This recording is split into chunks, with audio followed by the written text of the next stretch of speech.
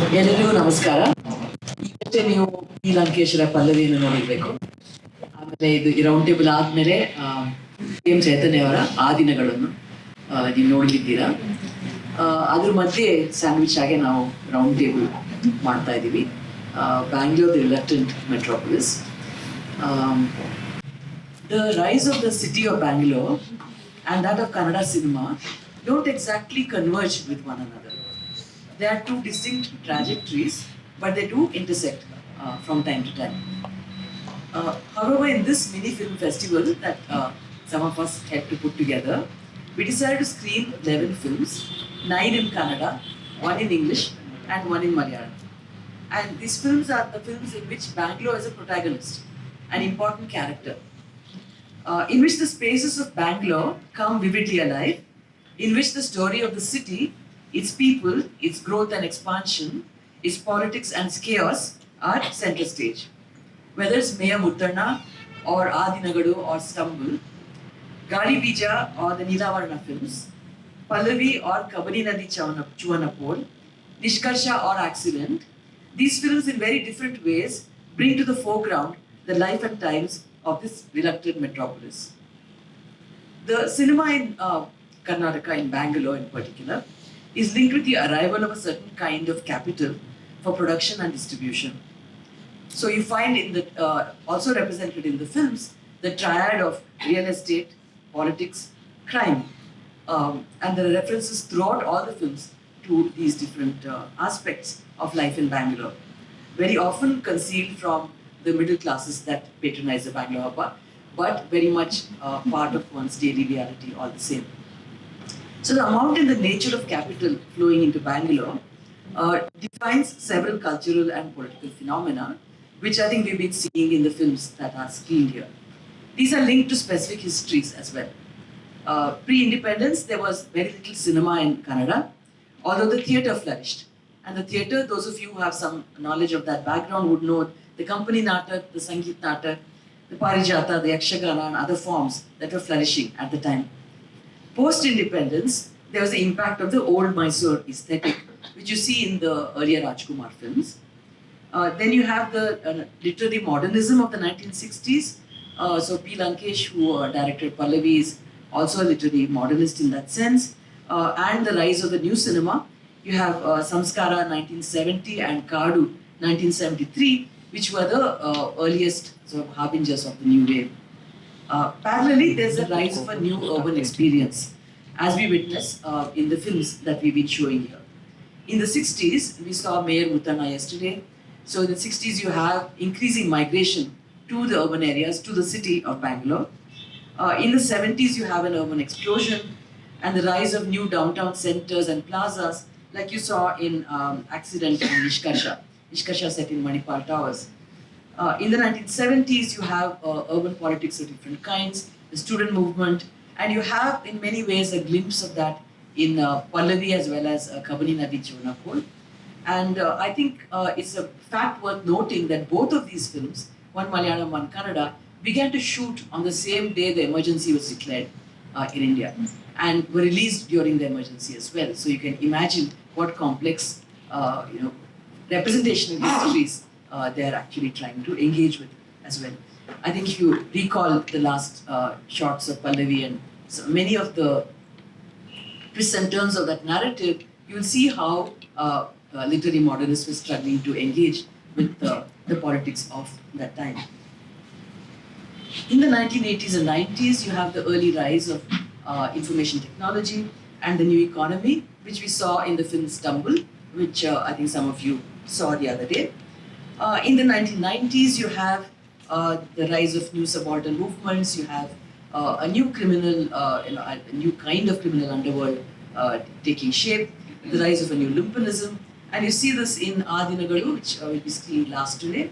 The first round will try to draw on the expertise of the person concerned, and the second will be about the films themselves. Madhava, could you tell us a little bit about cinepolitics? In particular, why Rajkumar was different from the other South Indian film stars, and the kind of, we'll come to Mayor Muttanna subsequently, but tell us something about Rajkumar as a figure of cinepolitics. The main difference So the cinepolitics argument is focused on 3 film stars and their counterparts in the states of Tamil Nadu, Andhra and Karnataka. And so each one has its own distinctive character, but there is a structural similarity between these 3, which I was exploring in the book. But the difference, which stands out, the difference is that Rajkumar never made this transition to actual real-life electoral politics. When he was asked to do so, at even public meetings, he made the same kind of objections that he makes in the film. How can I, what do I know, and so on. So he never was up for this. He never felt that he could do it, and a lot of pressure. There was a lot of pressure from people in the media, people, his own family, fans, of course. But he just didn't. Now, this has led people to think that somehow the Karnataka case is different from the other 2 cases. But I think the difference is actually interesting, but it doesn't mean that there is somehow some uniqueness to this phenomenon. I think the structure remains common to all of them. That's the main thing, which is that the idea is that they are political leaders before whether or not they enter electoral politics. So that is a supplementary thing. So the way that they become political leaders without getting into that parliamentary process is the basis of cinepolitics. But I'd like to turn to Babu now and ask him, given his own background in interdisciplinary creative practice, how would you treat filmmaking as an interdisciplinary practice? Actually, I'm a visual artist, so most of my thinking and like a kind of within a frame and a single image. So, and also when we see painting, there is no actually you can watch a particular duration. So you can see as long as you want, or you can just see it in a few seconds. But when it comes to cinema, there is a lot of other things to deal. Sound is there, narration is there, or particular. There is a cinematic time and the real time, and so many other aspects.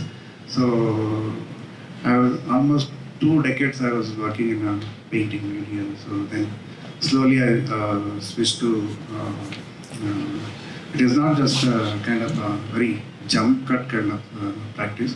So in 1997 there was one workshop happened in Bangalore. One German artist came and they provided a camera and editing facility. So then some of us artists did a video. That was my first kind of handling the media. So I just tried one small 6 minutes from still to moment, whichever I was handling, dealing with that kind of image in my painting. So then how it can be like, also same time so many images which I was seeing in a film and which was somehow I inspired from those images. So I incorporate with a few things and made a 6 minutes video. It is called Pages from My Diary. Then slowly I was doing a little short 2 minutes, 3 minutes video as part of my installation. So, but in 2014 I started.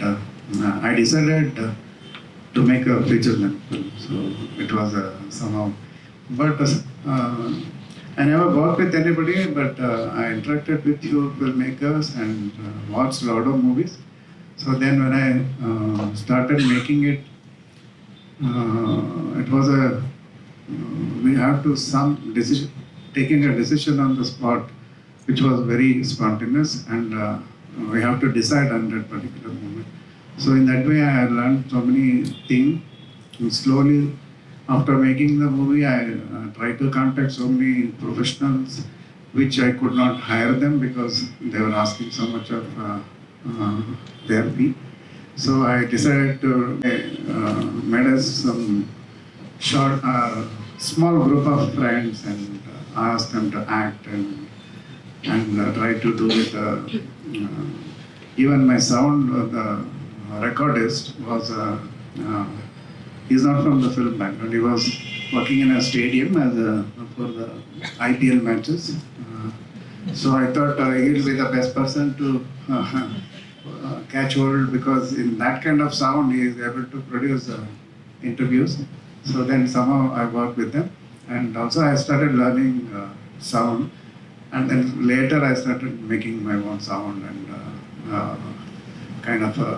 I won't call it music, but it's a soundscapes. So then I also learned it for a few other filmmakers. For their work I designed sound. So this is my kind of journey in this moving images. I'll turn to Tanveer now and ask him to comment. And most of our most interesting conversations over the many years I've known Tanveer have been about language, actually, in different ways. So I want to ask him to comment on the use of language in Kannada and other films that we have watched in these last few days. There are a few ways to get to this, but before that I want to make a disclaimer. By no means am I a film studies scholar or even remotely qualified to do this. But I came to films the same way I came to books. When your father is a teacher of languages, and he teaches Kannada in particular, anything that is Kannada is kosher. So 3 hours in front of a movie because it's a Kannada cinema was a very, very nice way for my father to say, okay, go ahead and do this. But the use of languages, Teju, I think some part of it, you put it in your opening remarks. It might not be very visible. The language in Kannada films has always been influenced by a certain socio-political element of that particular era, or the most important cultural influence of that era. And it's easily recognizable if you put that lens to it. In the beginning, it was the way that the company Nataks happened, the amateur film. So that was the language, that was the way that Kannada films also adopted it. Then there was an entire aspirational, middle-class, socio-political thing that came into it. That was reflected. Then there was a little bit of political angst that came into it. The problem, or rather the defect in the language question is that the influences that movie has had with cultural influences has been recorded very well. You see that in the way phrases have been used, some very iconic and immortal dialogues of, say, Rajkumar, or for that matter, even Upendra, all of that. The other side has never happened into Kannada film industry, and that's a big, Kannada movies that, even though we have a very active and vibrant Kannada film industry, we don't get something that is from critical vocabulary, from legal terms, from medical knowledge, or something even remotely related to science and technology, don't come into Kannada movies. That's not a language conversation that happens. It's usually what is popular or what is very important, and popular does not mean in any way negative or vulgar here. What is important and what is being the talk of the town is definitely represented in the movies. The other way to look at that question is also what has been the most significant corpora that has come from the Kannada film industry into the masses or into everybody's. There have been two sets of those, one could call word clouds. The first word cloud is everything that is related to the emotional representation. So you have a lot of lyrical expressions, you have a lot of sentimental, emotional expressions. And this is thanks to something that is, I think Madhava would be the best person to comment on that. But Kannada has had music composers from different languages, directors from different languages. But a lot of our lyricists and a lot of our screenplay writers have been Kannadigas. So that expression is very rooted, and you see those Kannada examples. You see examples from literature, you see examples from social movements coming in. So that happens. And then it also is true that the way that the movies or the cinema started attracting youthsters or youngsters, created a whole new vocabulary that kind of got its legitimacy only because of movies. Even though everybody would have spoken it and it would have been continuously used, something like macha would have never become, synonym to a bro had it not been used and very well used in Kannada. So the language question is, yes, there have been influences, and these influences, like I said earlier, even though they're not very visible, if you look at it closely, it is very directly connected to something that's happening in the Karnataka landscape. The other deficiency, and I'll stop after this, is we have not been very adept in using the linguistic expression in Karnataka. We have been using Kannada, yes, the Mysore Kannada to a certain extent, with the influence of the Bangalore Kannada, which has a lot of made-up expressions and in the way that I want to put up. But the fluidity between Telugu and Kannada has not been explored. The fluidity within Kannada, like the Chamarajanagar Kannada, the Uttara Karnataka Kannada is a little bit of an exception, and that too because of the intentional effort coming from the people of that area. They intentionally decided that this is our story and this is the language that we want to. And there was also a time when there were very, very bad stereotypes within the Kannada industry or the Kannada way that we put. Bangalore Kannada, Uttara Karnataka Kannada were referred to or was designated to a certain set of people. Muslim Kannada is a classic example. Dakhini is such a sweet language, but the portrayal, I have not come across a very able and a very dignified portrayal of a Dakhini Kannada in a Kannada movie. So while there have been these strong influences, it also falls short in saying that what can critical conversations that are happening either at the level of universities, research centers, or for that matter, even independent research, how does it inform the other way? What does Kannada film industry pick up from, Kannada films pick up from that? Has not been a very strong connection. So you're talking about the popular cinema. Popular cinema. Most of it is popular cinema. Just saw. Clarification I want to ask. Yesterday, Use the mic. voice, area of voice. So that's first time I heard matcha being used by Kannada words. I thought it's from Tamil, isn't it? It is from Tamil, But it's quite surprising that it is from Tamil, and thanks to what was a new wave of energy in cinema, in Kannada cinema particularly, like Upendra coming in, Jagesh coming in, that kind of, I want to say in some ways also liberated Kannada expression, right? And there are some interesting projections of that, the way that you would play with languages, like combination of Kannada, Tamil. But what is surprising is, and I've not been to a lot of film sets, the few that I've seen, the sets are always multilingual.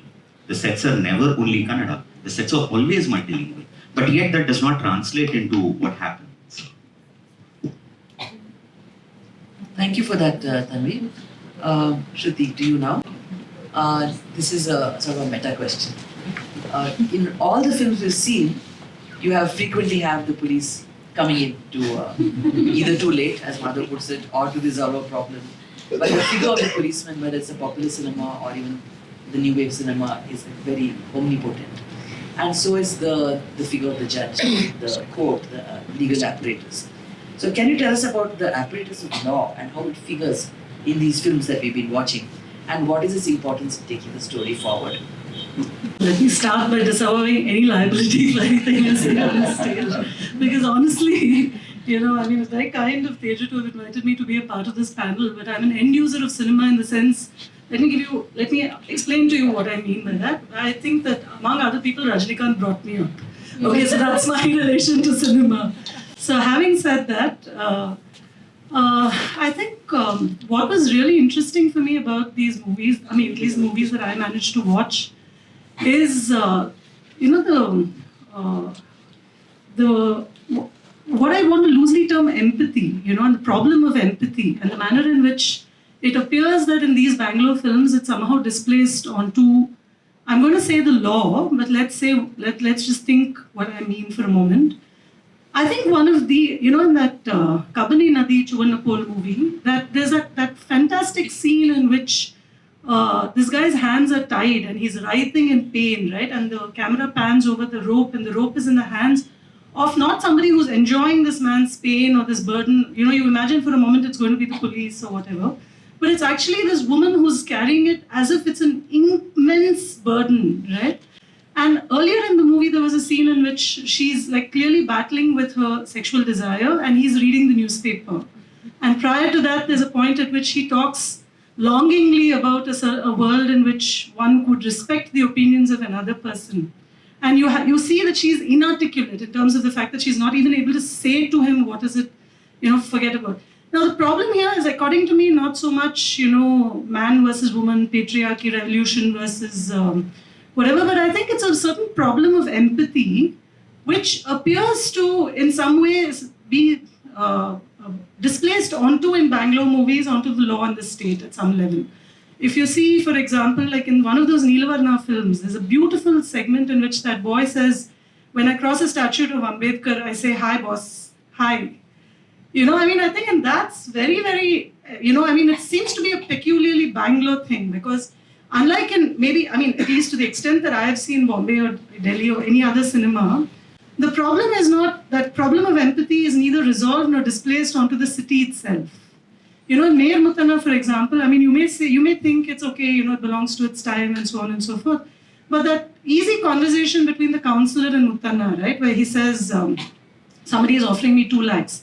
And Muthanna says, yes, I'll give you 2 lakhs. And Muthanna doesn't have a problem. He doesn't go and rally the masses and, whatever. The rallying of the masses is to clean the slum, not to collect that money, because he has a rich wife waiting in the background who's giving him the money. Which actually, I'm on the panel for a statutory authority, and one of the project directors who's from UP told me once, he said, it's amazing in Karnataka, every person who comes to me says, I know MP, I know MLA. Everybody knows someone. And that ease of that Muthanna and that councillor's exchange, right, in which there is this easy negotiation. My point is, it is at some level easy, it is at some level transactional, but it is also at some level innocent. Because again, you see in the Neelavarna film, those boys who are trying to put up that Ganesh Pandal, right? One kid says, hey, corporator na kelana. And I'm thinking, oh my God, I'm watching the movie with anxiety, because I'm saying, maybe they're going to ask the corporator what's going to happen to these boys. And then it ends with that eco-friendly Ganesha, right? Which is a resolution which I believe that no other city's movie would, possibly find. A certain innocence in that,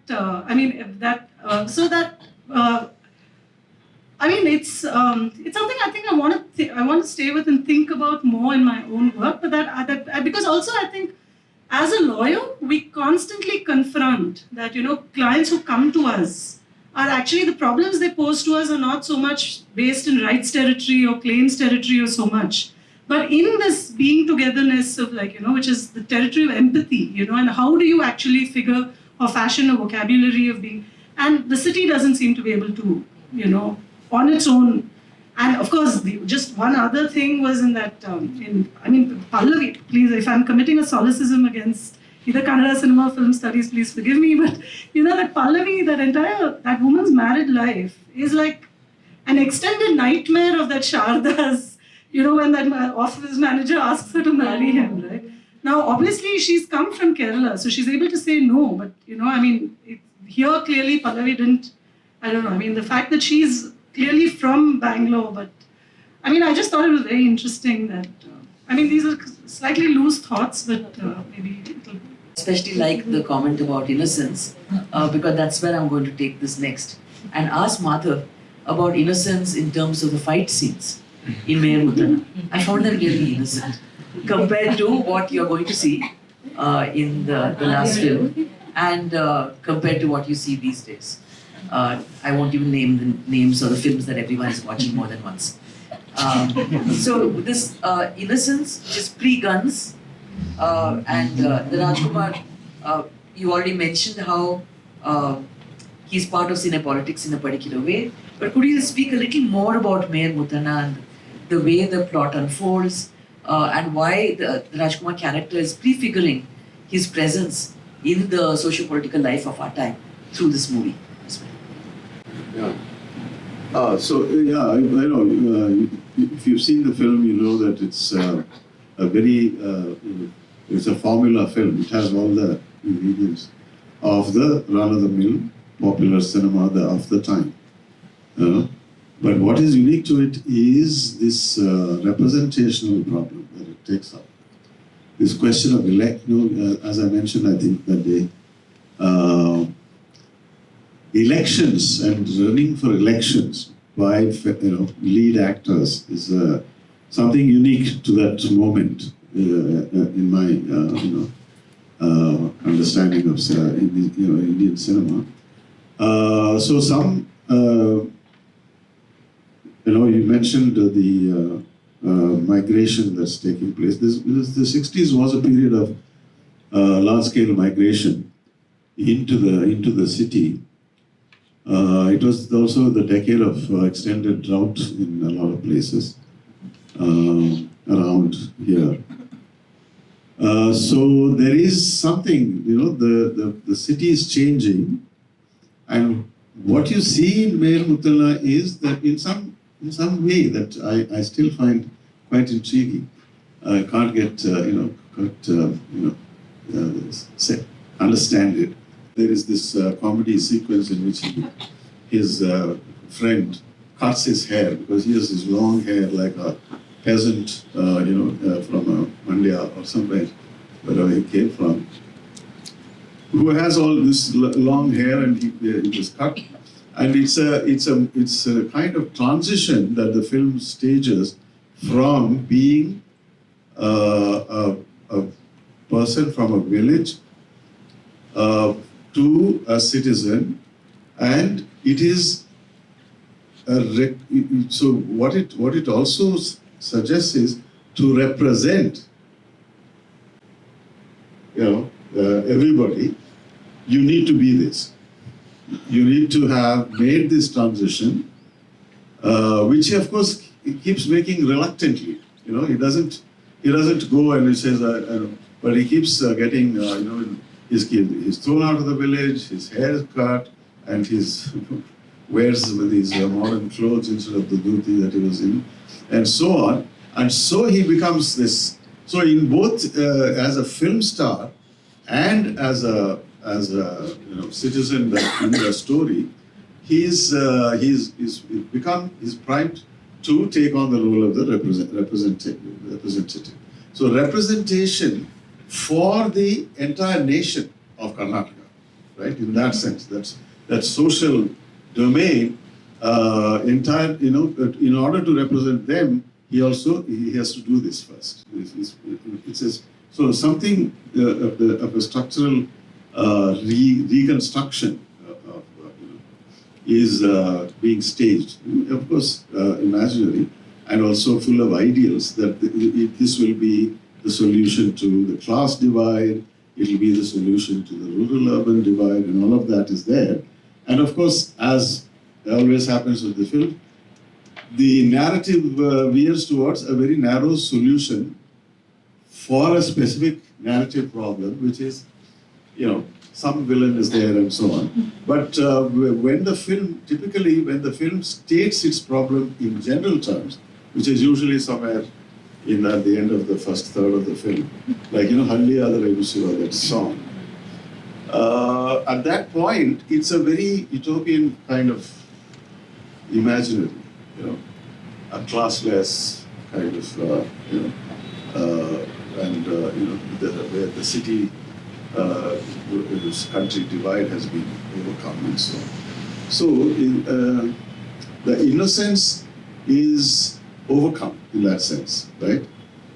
So he has to learn the lessons for which this Dwarkish is the agent of that education. So, yeah, I wanted to take that further into thinking about Adinagaru. Although I know people haven't seen it yet, we won't have another chance to address it. But there too, it is a story of migration, of various kinds of criminal elements into the city, and that the city enables them also to lead a life of crime in a particular way. So any thoughts on that in relation to Mayor Muttala? Because that's also a way of representing a very important form of the political representation. yeah, the Bangalore underworld there are gangsters who are local very much, because they belong to the villages which were sort of which they held on to in the middle of all this development. So you find all over Bangalore these villages, and the roads have to go around them, Kanakanpalya, near Ashoka Pillar, and so on. Some of them, are safely to one side, but there are some villages which actually are in the middle of developments where they, you don't know what you are skirting around, but often it is a village with a aladmara and this will be there, and there will be local people of notables who are landlords who have lived there for generations, and they have the usual hierarchies of a village, etc., just in that little space. And often, nowadays, what happens is they have taken to, a lot of them have taken to putting up posters, because flexi, these things have become so big. So they put up posters of people who died on the main road for all of us to see, But otherwise, it's confined to so gangsters used to come from there. And my sense is that Jairaj, I think he's local, right? He's one of those locals who became a gangster through this process. Whereas, Kotwal Ramchandra is brought from elsewhere. And it may be that increasingly real estate, land related issues and all the, skullduggery and all of it. So in some ways, in the film, it is suggested that when Jairaj goes to prison, somebody says, well, he's gone to prison for 10 years and we need somebody else to take his place. So it's like there's a position which is, vacant now. So that's how they bring Kotwal Ramchandra from some Malnad somewhere. So that's a difference in thing, because it increasingly there are these imported kind of gangsters. So that those are two different phenomena. And I'm not sure, but my guess is that when life in Bangalore became more and more complex, these people, these locally grown gangs, were not enough for the kind of tasks that needed to be performed. Yeah. I suppose you could also say something about the incursion of the Bombay Mafia and the close connections via the West Coast, of course, Right. and how that changed the whole complexion of gang, activity in Bangalore, and also the intensity of the fight. So Jairaj, I think, was the first to be murdered with a gun. Earlier they used, as you said, bicycle chains and knives and so on. Chains and bicycle chains. Yeah, I mean, somebody was saying that all of these gangsters have a room in a hotel. And, some and these are small all hotels we know, Woodlands, woodlands Vrindavan, and so on. which is up the road. But as you move, in time, the Muttapurai, they say that he used to live in holiday. So I guess it gets too complicated. I don't have much knowledge of that stage. No, but from what one understands, and we'll speak about expansion later, you're seeing a clear line between Bangalore, Bombay, and even Dubai. So Bangalore activity stretched to Dubai, or actually the other way around, if you like. What the autobiography of Agni Sridhar tells us. Right. I'm sure we'll come back to this. We'll save a little time for audience comments and questions. Tanveer, I know you wanted to especially talk about accident and Nishkarsha. I want to know why. In both both are about the edge of criminality, of drugs, of violence. And it's before your time, right? But you sort of... Yeah, but you let me take it on the bag. I wanted to talk because of that. Yeah. I mean, that's the reason why I wanted to talk about. But Madhav, you said something. Madhav, you said something interesting that all of these rowdies had rooms, right? You know who else had rooms in Bangalore for sure? All of the music composers, lyricists. They also had rooms in almost all of these hotels. Right? Yeah, different people. I'll tell you why accident and Nishkarsha are very intriguing to me, because Bangalore, unlike Bombay or Delhi or Calcutta, for that matter, any other big city, has not had a single sobriquet or single adjective to it. the pensioners' paradise, the garden city, the silicon city. And both Accident and Nishkarsha come at the ruptures of some of these explanations. Accident comes at this rupture of pensioners' paradise. You had not thought that something so horrific could have happened and then also explained and emotively described. The first time I remember watching this movie, this was on Doordarshan, this was on Chandana. I was like, this is a horror movie, it can't be considered. Because there are quite, today it might not be anything, but then back then it was a very vivid description of what happens and how it happens. What happens is still probably understood, that's cinematography, but how it happens was difficult. And this was the point when people were thinking of coming into a city to think of this to be a safe place.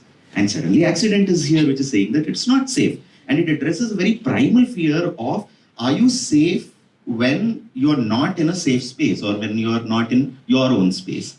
That was the kind of the question that Accident picked up for me.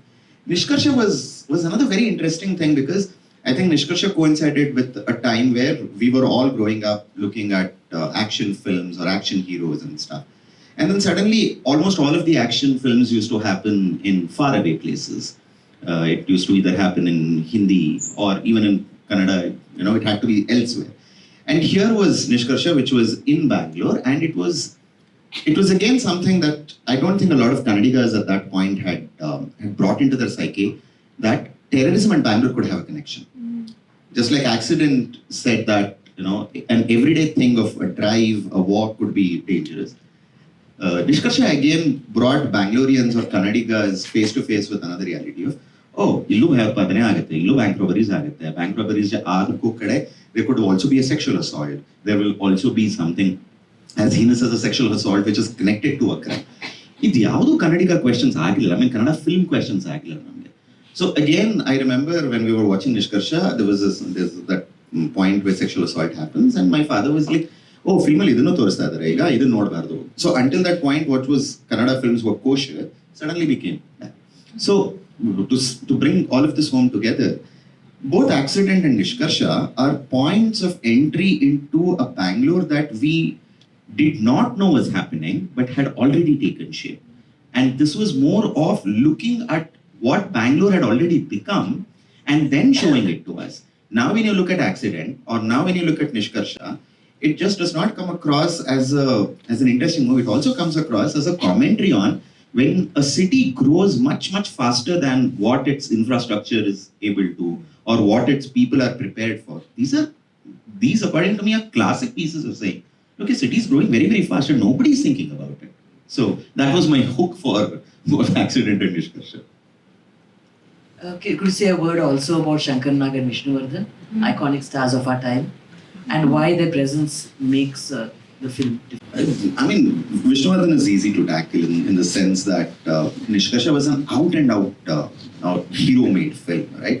So, and by then Vishnuvardhan was already a big star for all of us. His mannerisms again had already captured our emotion, our imagination to that.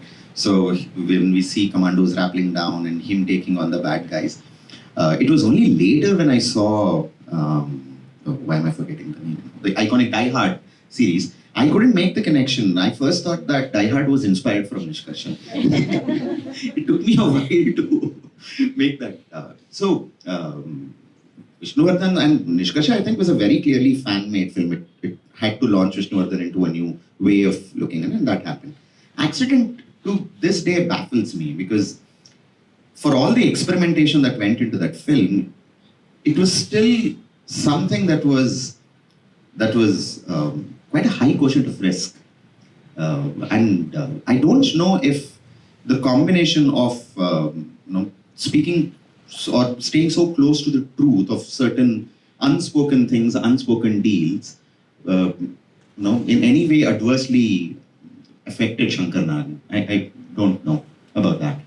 But just one thing which is, I don't want to end this on a bleak note that both Accident and Nishkarsha were like really the rupture points. There's also this entire cosmos of Bangalore that sits in between, which is the Anantnag series, all the Ganeshana series, where you have somebody like Fani Ramchandra, where you have Ramakrishna Madhava coming and creating another set of movies. So this is, if you consider this entire arc, it makes sense that you have a horrifying public accident, which both gets reported and does not get reported. And then you have this entire sea of middle class which are still trying to make sense in Bangalore.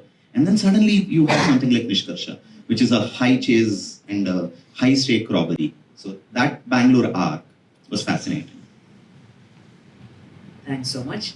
Now I want to call on Babu and Shruti to speak about Gali Bija, and especially in terms of the, I've already mentioned the expansion of Bangalore. Those of you who've seen the film, I hope there are many people in the audience who've seen the film. You'll see that it keeps expanding. It starts off in Bangalore city, but the protagonist, who's a road engineer, is driving on the nice road, driving on the expressway, driving in, suddenly we notice in North Karnataka. Just as though what begins in Bangalore looks like a Bangalore story, and about the expansion of Bangalore, it expanded throughout Karnataka. I know that Shruti cannot speak about many things today because it's all sub judice, but could she pull out a fragment of this very exciting cases that she's been part of that could make that could be intelligible to a non-legal audience? If you've been here for the screening of Gali Bija, then during the discussion, Ms. Babu Eshwar spoke very interestingly about the anthill and GKVK campus, which was so astonishing for me when he told me that, because that road that goes through GKVK is a highly litigated road. I mean, the litigation is anyway between the University of Agricultural Sciences and, believe it or not, the High Court, because the judicial layout is there on the other side.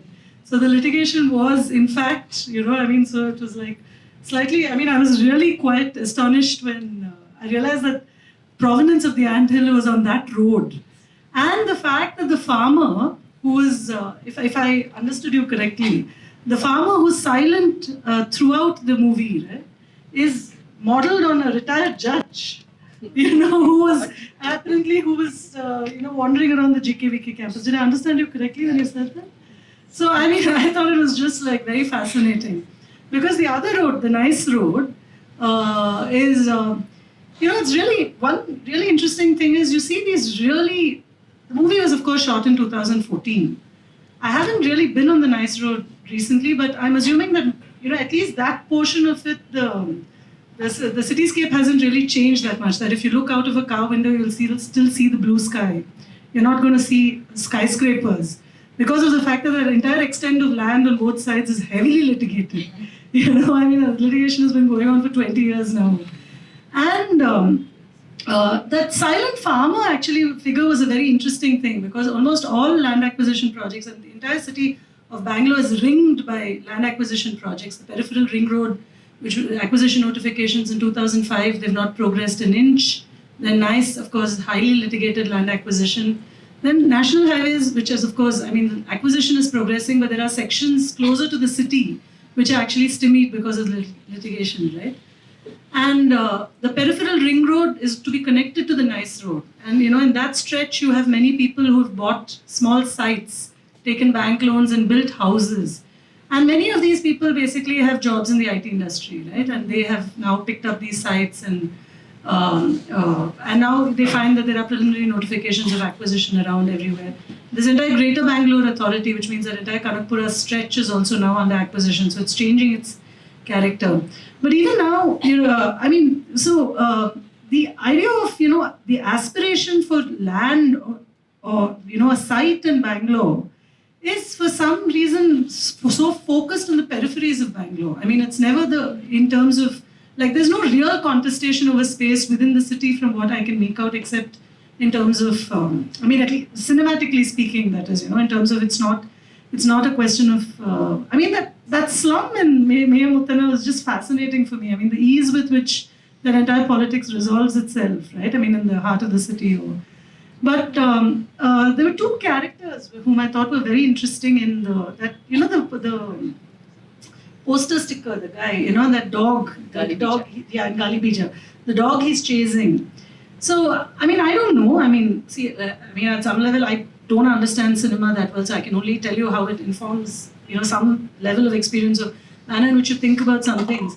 But that dog was a very interesting metaphor, because the fact that, it bites you and then you develop this vague affection for it, right? As if to say, okay, almost a reluctant affection for that dog.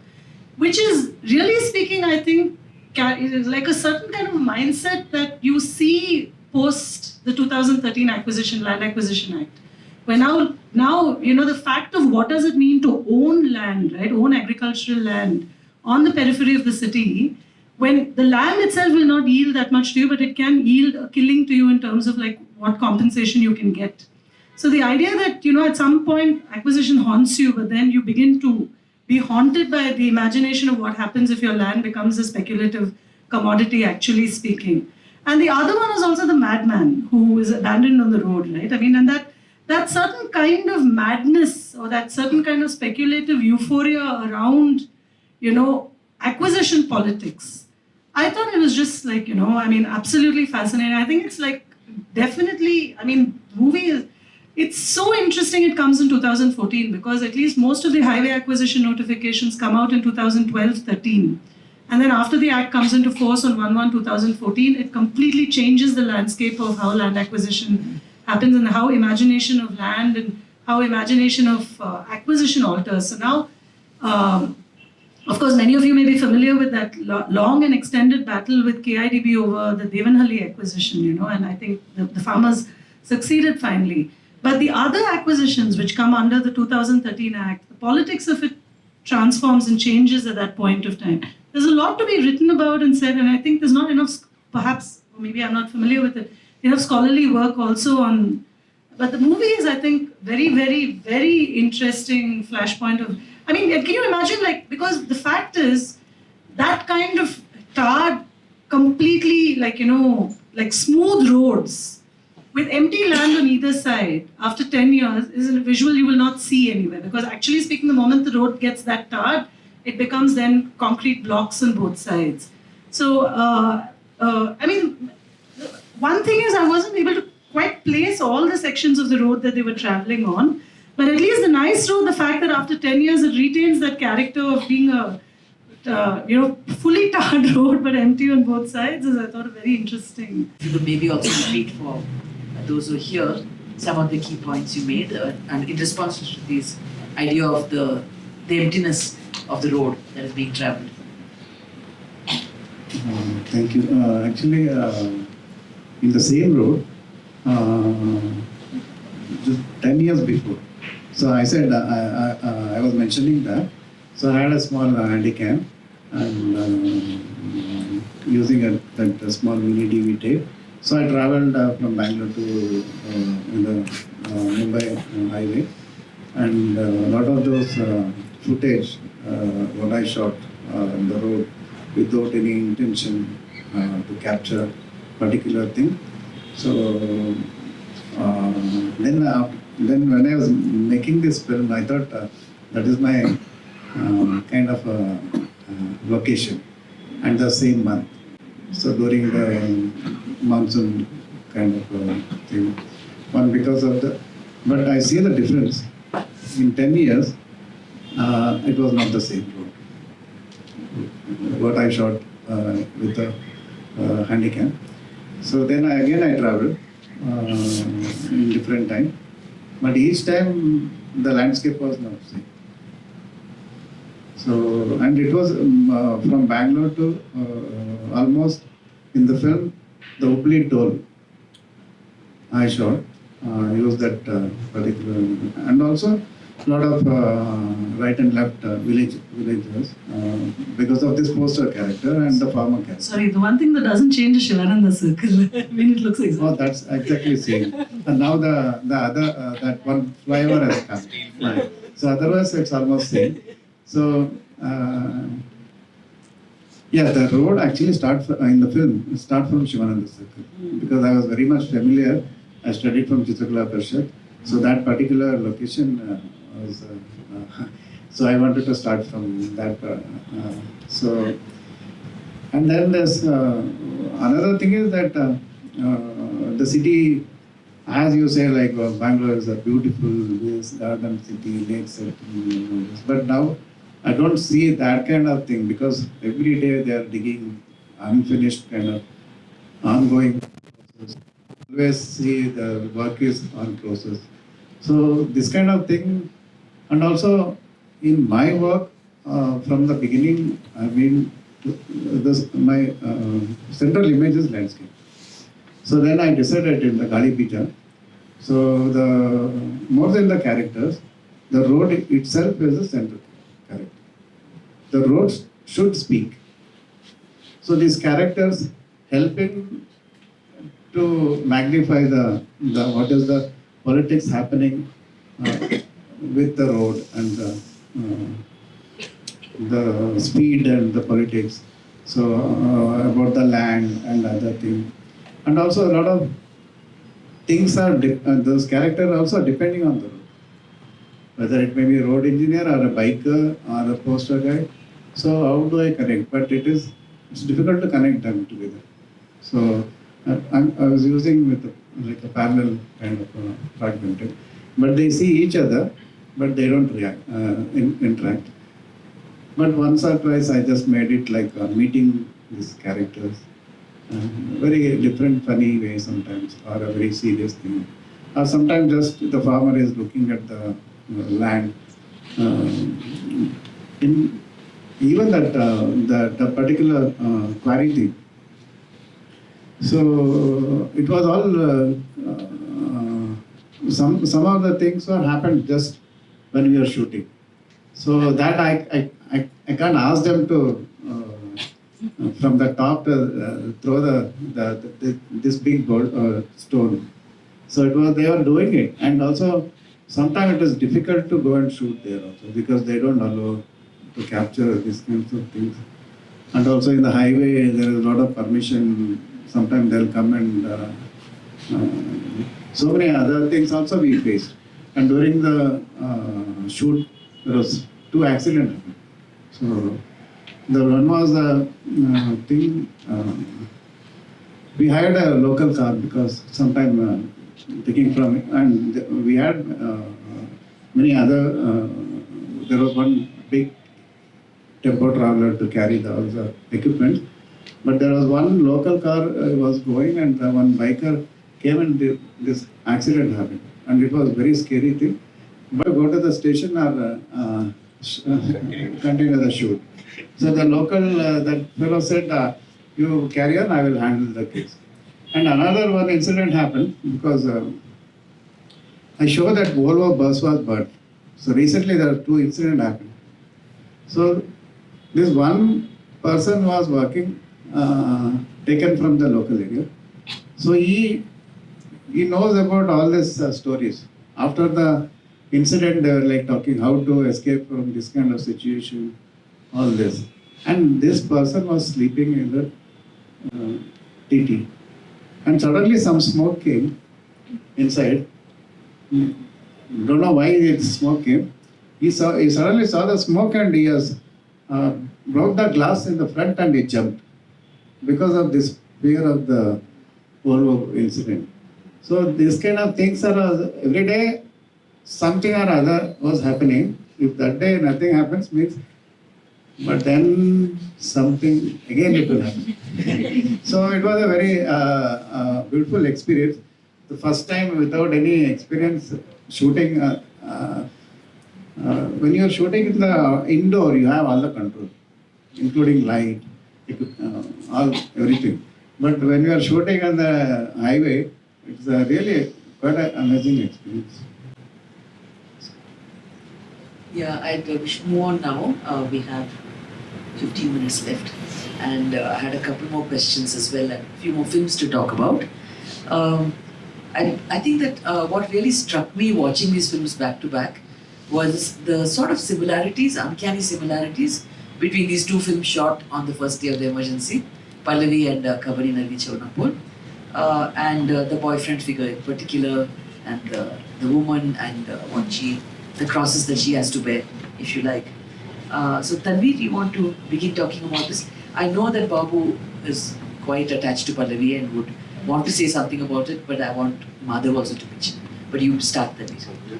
It's not something I was familiar with until Yesterday or sometime when it was disclosed here in this on this site, because I didn't know that. So my whole introduction to this was, to this film happened when it got released in a theatre which was very close to my house.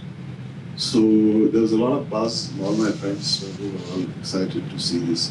Lankesh was a familiar name. And incidentally, the woman Vimala Naidu, who acted in it, was also living very close to our house. So there was further excitement about that. So I we watched this film, and then I joined the MA program, and that's really when I came to know about Lankesh and his filmmaking activities, which had moved on to campus fully. By the time I joined, many of my seniors from various departments had featured in his classroom scenes for the next film. And even in this film, The Classroom, Shankar Swami, a very dear friend who passed away, he's there. He's the Parama, Ramakrishna Paramahans. The one. So I have only that kind of knowledge of that time. What struck me later, why I went back to it later, was my memory of the whole set of films of which it was a part, which is Muru Darigulu and Gijagana Muru, which of course is not set in the city, but it's city people who have gone to a resort of some kind, and so on. So just 3 or 4 films, which were all urban films set in Bangalore and dealing with these sexual relations and political kind of confrontations.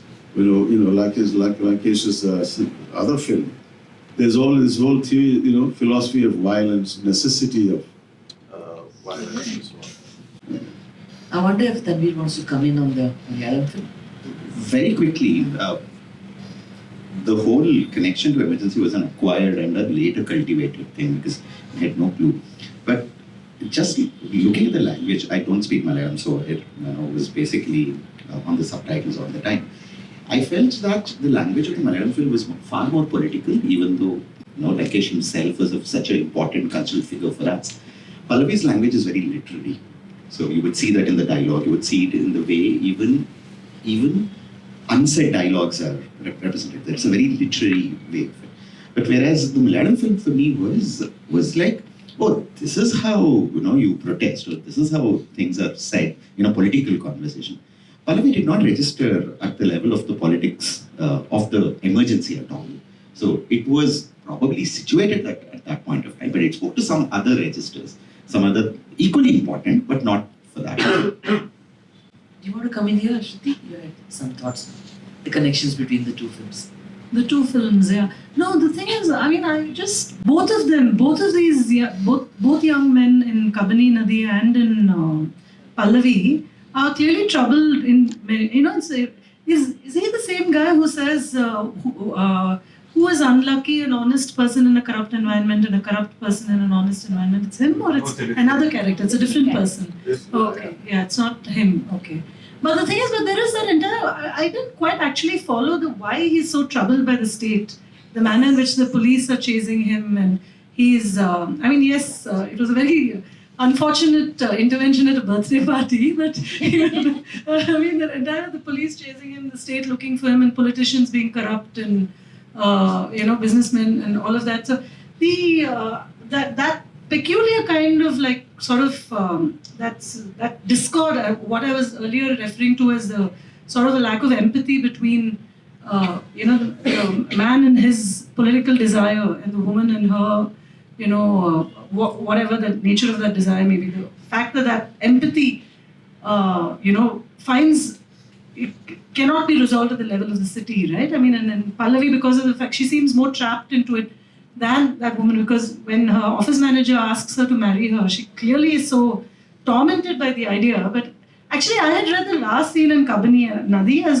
because when she first opens the newspaper and sees the gun in the first scene, and the last scene she's looking at that crumpled newspaper. So whether he's encountered or whether he's committed another murder, I think it would be, I had actually read it as him having committed a second murder and therefore being even more lost to her than he was the first time around, right? But also on the same theme of empathy, I think the Neelavarna film, that Kuko, that Kuka. Yeah, so that was I think really interesting because of the way that the guy is capable of a certain kind of lazy kindness, right? I mean, he can't bear to watch a chicken being fattened for slaughter, and he can't, bear to see a, heartbroken man lying on the street without reaching out in some way.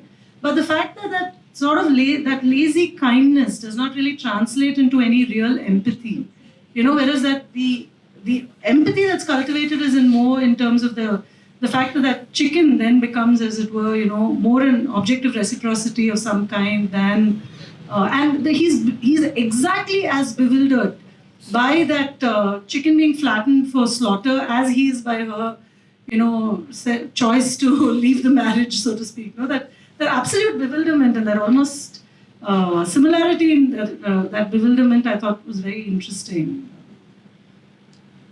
It's the same character who appears in Area Boys. Yeah. The same star, if you like. Yeah. Right?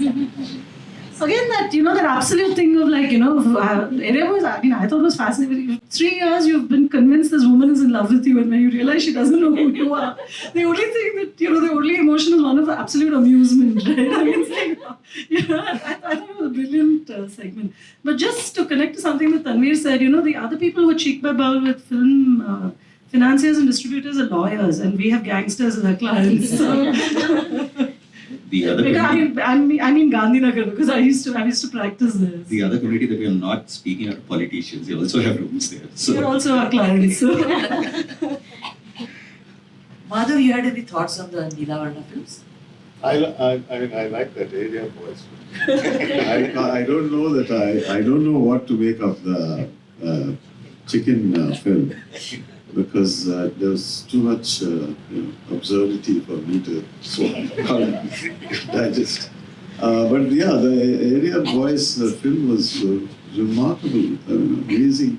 The pacing of the whole thing, the visually way that they developed this, the friendship, first developed the friendship, then introduced this whole love story, and to build it up to this fantastic climax.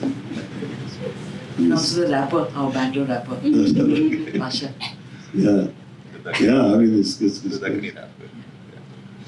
We don't have too much time, but we haven't talked about Stumble. And it's a very, very important film for so many reasons. Not just because of its prescience in talking about the .com boom, the burst, the transition to the BPOs that happened in our own lifetime. So I don't have any specific question to anyone, but if people have thoughts on Stumble, on the Y2K thing, the .com, I think Tanveer is very well qualified.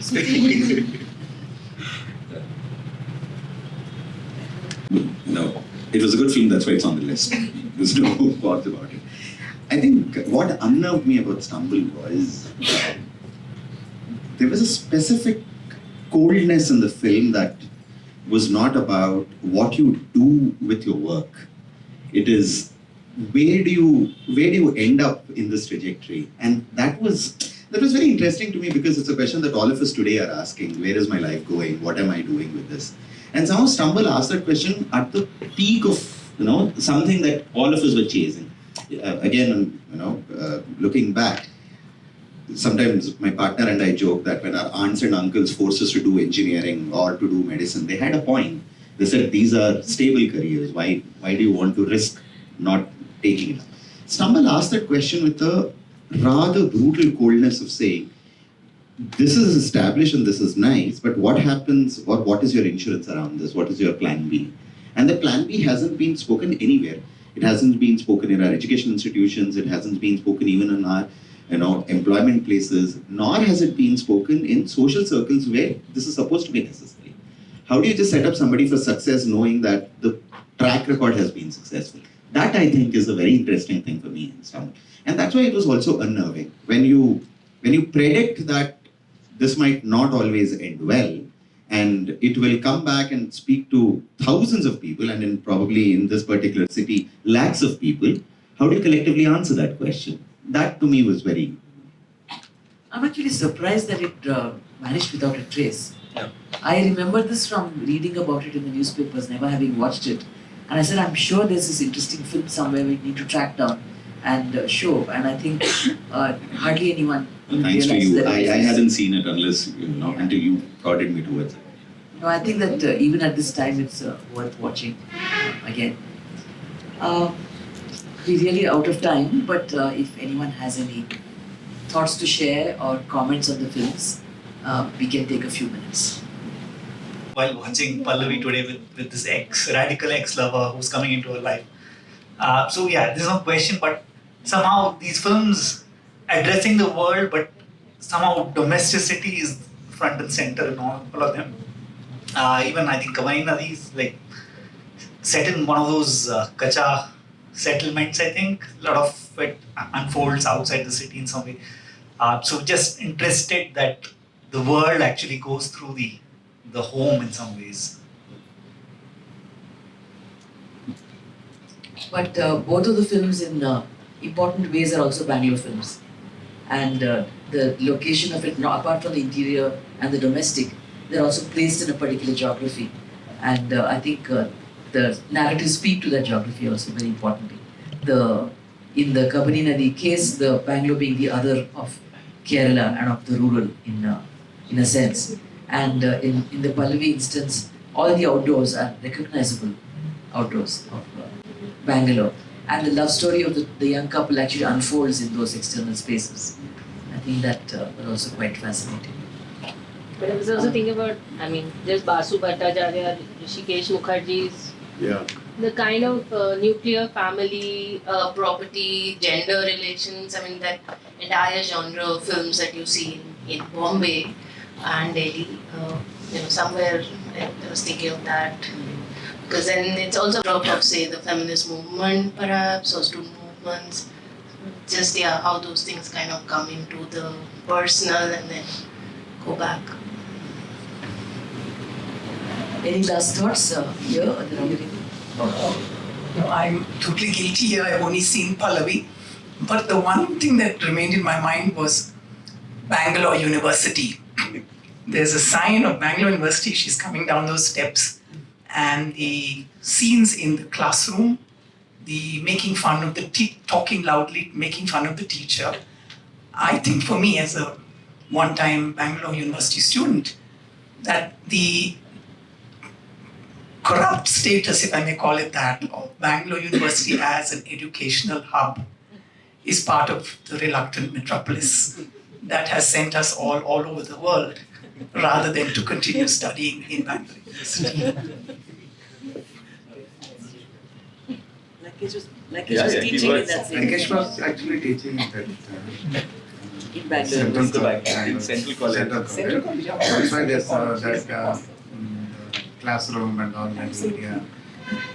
Even that. But one thing I was when I was watching this film, I was thinking that Galipita Bangalore and this Bangalore is so, and the Tanga and the double-decker buses and all those, and never seen any high-rise building, only one or two.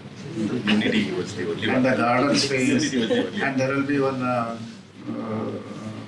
Premier Padminia and Ambassador cars.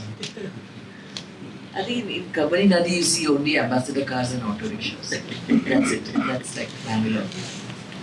I think, yeah, please. Before the panel, I hadn't put together the real estate aspect and how it had shaped the funding of the film, like Kannada film, and also the entire evolution of the city also. Like unlike say Mumbai or Delhi, where any infrastructure construction just goes on like very rapidly. So Bangalore, it's always plagued by the whole acquisition and the whole real estate thing, and also that is how a lot of politicians get money. Also, a lot of local dons also come up. Like it's very intriguing that how the city is also shaped by that. And regarding the film, I wanted to have two questions. Before coming to the question regarding the Nice Road thing, I just wanted to add that the only reason I think there is no development around Nice Road is because it's still access exclusive, right? Like there are no service road. I think the moment Nice Road decides to build a service road, we will see all the high rises over there. That is the only thing saving it as of now. And regarding, I have two questions. One is from Mayor Mutana. You know, like even in Mayor Mutana or all Kannada films from the all Kannada films from the time, there is this one small element of, you know, like even in Mayor Mutana, he calls that Marwadi and says, owning Kannada kalili antara and sala tagondidini, right? Like there is this, even Janki Nair points out in her book that, you know, the element of Kannada and Kannada sub-nationalism or nationalism, like seeps into the Kannada cinema, and it also happens because people from around Karnataka start to come to Bangalore, and now they are like very surprised to see that a city which is part of their state is like very multilingual, right? Like there is this existentialism that the migrant Kannadigas are facing within the state, and also they are not able to adopt to the city, which is persistent even till today, right? Like starting from there and even till today is the same question that grapples a lot of Kannadigas, like why are you not learning Kannada, and how you have any comments on it with respect to the movie or the city? I think Madhava and Tanveer. Very quickly. I'll keep it very short. I think this is a continuous theme. If you look at any movie, Kannada mainstream movie, apart from the theme that it wants to say, there is always one song about Kannada pride. There is always this one song, and there is always this one characterization which says that if you would have learned Kannada, this wouldn't have happened to you, which I think is unfortunate. You know, there are other ways of working with Kannada pride. There are other ways of working with the language. About why is it necessary is a very different. I think it's a very socio-cultural question. The short answer to that is we haven't done enough to work with Kannada language as a language of knowledge. We have kept it as a language of information, language of, you know, sometimes of language of economy, which is also not completely realized. So some of these angst gets seeped into movies and serials. Now even serials have the same thing. You see this Kannada sub-nationalism also coming into serials. So, you know, once you make Kannada a language of knowledge, Kannada a language of economy, I don't think these would be very important topics to be represented at all. I don't know if that helps with. Madhav, we have to wind up. So Madhav, you have the last word. Yeah, but you know, when you said Kannada sub-nationalism, Kannada nationalism, you know, that is, I think these are symptomatic of a problem of ill-defined political structure that we inhabit. You know, we don't really know whether this is a nation or a commonwealth of nations or a federal. You know, the whole thing is one, you know, fog around it. You can't see clearly. So our political identity is completely unsettled, confused, and those who feel, you know, that Indian nationalism is the primary identity will say subnational and parochial, regional, and those who think they have Kannada nation is a nation, you know, in its own right, will talk about federation and the problems that you know, the lack of a proper federal structure is causing. So what happens then is all kinds of, you know, on the street, like you were saying, you know, on the street, various unfortunate things happen because what is not resolved at the structural, symbolic level begins to manifest, in various pathological forms. So that's. We're ending on that dismal note. But the title promised that you would be talking about these things, the reluctant Metropolis. So now I think you can watch the last film. At what time, Vinay? 7. At 7. You can take a dinner break and come back at 7 o'clock. Thank you all. We enjoyed talking to each other. We hope you enjoyed listening to us.